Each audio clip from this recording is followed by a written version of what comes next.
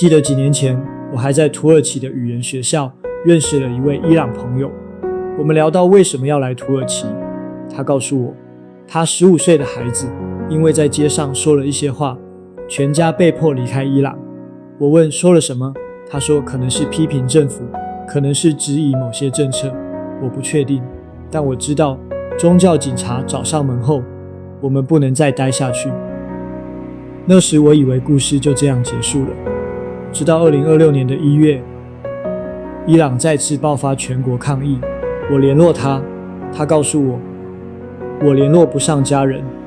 然後他說了一句讓我震驚的話，我想趕回去。你好，我是 Caleb， 一個過去幾年在中東探索歷史的學生。在開始之前，我要特別感謝過去看見土耳其頻道的老朋友。是的，在2020年初，我們移居到土耳其。疫情期間，我們嘗試經營 YouTube 頻道，分享這裡的生活和文化。但1年後，我們停更了，因為生活把我們推向了另一個方向。這幾年，我們經營過亞洲超市，後來轉型中餐廳，直到通膨把我們逼得喘不過氣。2024年，我做了一個決定，考上考古系。為了完成我年輕時的夢想，也成為全班唯一的外國人。在課堂上，教授拿出一塊2500年前的陶片，那刻我突然意識到，歷史不只是書上的文字，而是真實存在過的生命。這讓我重新想起，為什麼當初來到中東，不只是生活，而是想要理解這片土地上那些被時間掩埋的故事。所以我們決定回到這裡，和你分享我在中東看到的歷史、遺址，還有那些值得被記住的故事。今天我想和你分享伊朗，一個循環了2500年的故事。歡迎來到 History 它的故事。2025年12月底，德黑蘭大巴扎的商人關閉店鋪，原因很簡單，貨幣崩潰，通貨膨脹，食品價格飛漲，人們活不下去了。最初只是經濟訴求，但很快抗議蔓延到全國31個省份的所有城市，不止大城市，還有小城鎮；不止商人，還有學生、工人、婦女。人們走上街頭，表達對政治領導層的不滿。根據人權組織的報告，截至1月中制作本部影片，衝突已造成數千人傷亡，網路被切斷，數千人被逮捕，但人們依然走上街頭。片頭我說道，我的朋友告訴我，他聯絡不上家人，電話打不通，訊息沒有人回復，他不知道他們是否安全，所以他想回去，即使回去，可能再也出不來。為什麼？為什麼這些人明知危險，依然要回去，依然要走上街頭？要理解今天的伊朗，我們必須回到2500年前。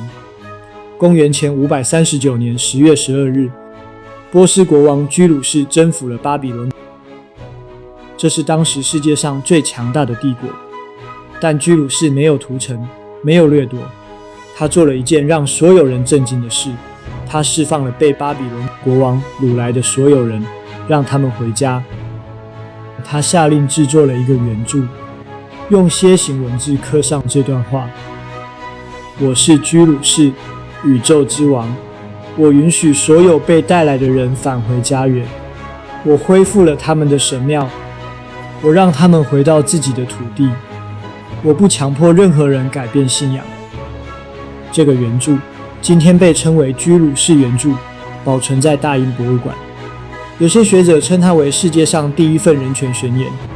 當然，這可能不是真正的人權概念，而是一種統治策略。居魯士需要穩定他龐大的帝國，需要不同民族和宗教的支持，但無論如何，這是人類歷史上第一次有統治者宣告：我不會強迫你改變。居魯士建立的波斯帝國，從愛琴海到印度河，繁榮了200年。那是一個寬容的時代，不同民族、不同宗教在同一片天空下生活，直到公元前330年，亞歷山大大帝征服了波斯，這個榮耀的時代才結束。但居魯士的承諾刻在石頭上，留了下來。讓我們快轉2400年。19世紀，伊朗由卡扎爾王朝統治，沙阿就是波斯語古代君主的頭銜，不斷將資源賣給外國勢力。1890年，沙阿授予一位英國商人完全壟斷伊朗菸草生產、銷售和出口的特許權，共為期50年。這意味着20萬伊朗菸草工人必須先把菸草賣給英國公司，再從他們手中買回來使用。因此人們憤怒了。1891年，抗議從設拉子開始，蔓延到德黑蘭、大不里士、伊斯法罕，市集關閉。宗教領袖在講台上譴責特許權。1891年12月，伊朗最高宗教領袖發布了一道命令：使用菸草等同於與信仰作對，效果驚人，全國停止吸菸，也包括沙阿的後宮。歐洲觀察者這麼記錄：大多數伊朗人寧可放棄麵包，也不願放棄菸草，但現在他們全都不吸了。1892年1月26日，沙阿被迫取消特許權。同一天，宗教領袖解除了禁令。這是伊朗歷史上第一次全國性大規模民眾運動，第一次人們證明我們可以戰勝沙阿，戰勝統治階層。歷史學家 Nikki Keddie 說，伊朗人第一次看到他們可以戰勝沙阿和外國勢力。從菸草運動到立憲革命，甚至到1979年的伊斯蘭革命，有一條直線，勝利的種子在這裡種下。1905年，伊朗應向俄國借款償還債務，新的稅收引發抗議。12月，德黑蘭2名商人因定價過高被公開體罰，商人階級起義關閉市集，宗教學者加入，就像1891年菸草抗議時一樣。示威者在清真寺尋求庇護，政府強勢進入清真寺驅散人群，更大規模的運動爆發了。1906年，沙阿讓步，同意召集議會。同年，伊朗第一部憲法通過，這是伊斯蘭世界第一場立憲革命。人們以為自由來了，但新沙阿敵視憲法，英國和俄國也反對。1909年，沙阿流亡，新國王繼位，但政府破產，權力分散。伊朗聘請了一位美國財政專家摩根·舒斯特來改革，但俄國抗議，要求驅逐他。1911年12月，俄國派來12000名士兵，議會代表被威脅，返回議會將面臨死亡。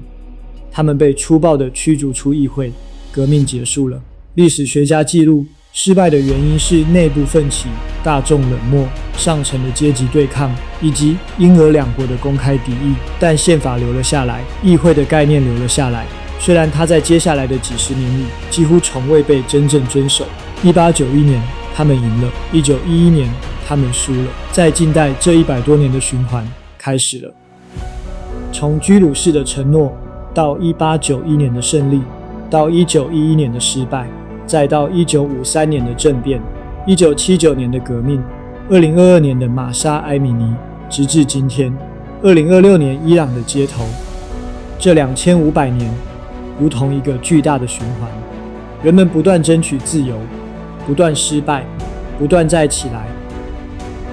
當我的朋友說我想趕回去，我問他為什麼？你知道回去可能再也出不來了。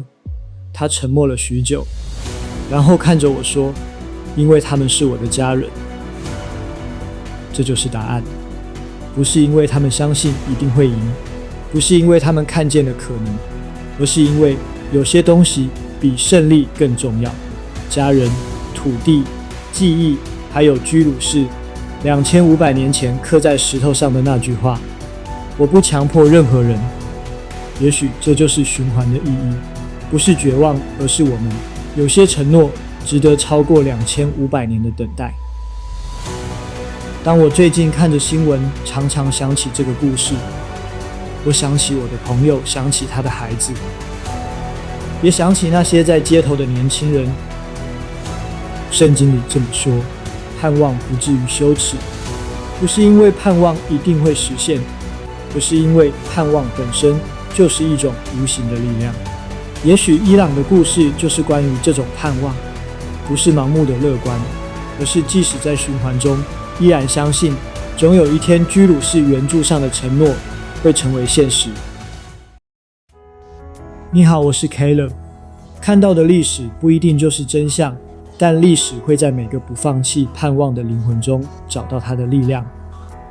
今天我們談到了居魯士的承諾和伊朗人第一次為自由奮鬥的故事，但故事還沒結束。下集我們將看到1953年是誰背叛了伊朗的民主，1979年革命如何變成新的獨裁，還有2026年這個循環是否可能被打破。無論伊朗的未來如何，這個教訓值得記住，尊嚴永遠是人民最基本的需求。我希望我的朋友以及在伊朗的百姓們都平安。如果這個話題讓你思考，請按讚、訂閱、開啟小鈴鐺，讓我們下集見。